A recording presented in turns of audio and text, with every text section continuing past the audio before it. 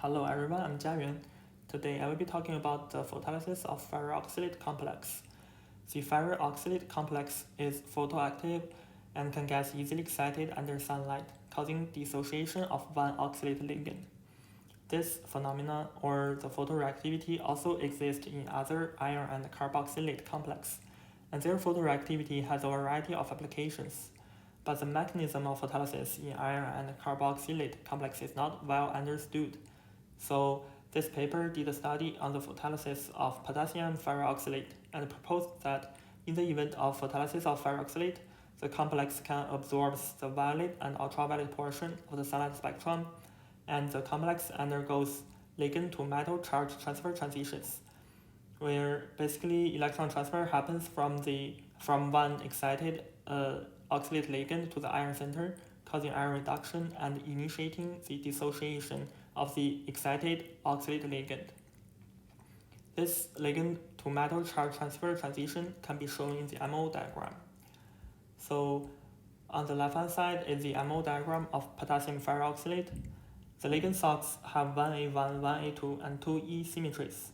The A1 salts can mix with the metal 4s orbital that is also in A1 symmetry, and one of the E salts can bond with the metal DYZ and DXZ orbitals, which are also in E symmetry, and that creates an energy splitting in the metal D orbitals. The other E salts and the A2 salts are unbonded, even though they have the same symmetries with the metal D orbitals and P orbitals.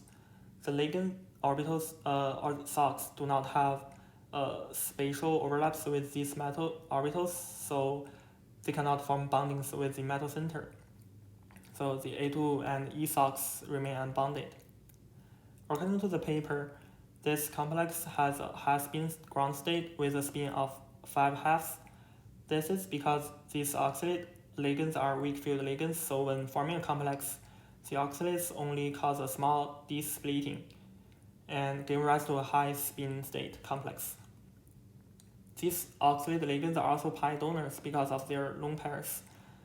But in the MO diagram, the ligand to metal pi bonding interactions are neglected because in this case, the pi donating effects are very small, since the lone pairs on the oxalate ligands can donate some electron density to the adjacent CO pi orbitals over here. So oxalates are very weak pi donors, thus pi interactions were not considered in this MO diagram. When this complex gets excited by absorbing the sunlight, ligand to metal charge transfer happens. According to the Laporte selection rule, electron transfer can only happen from grada to ungrada or ungrada to grada orbitals. Following the rule here, one electron in these unbounded oxalate orbitals, which are ungrada, can be promoted to the higher energy metal d orbitals, which are grada. And based off the spin selection rule, only electrons in beta positions can be promoted to the d orbitals.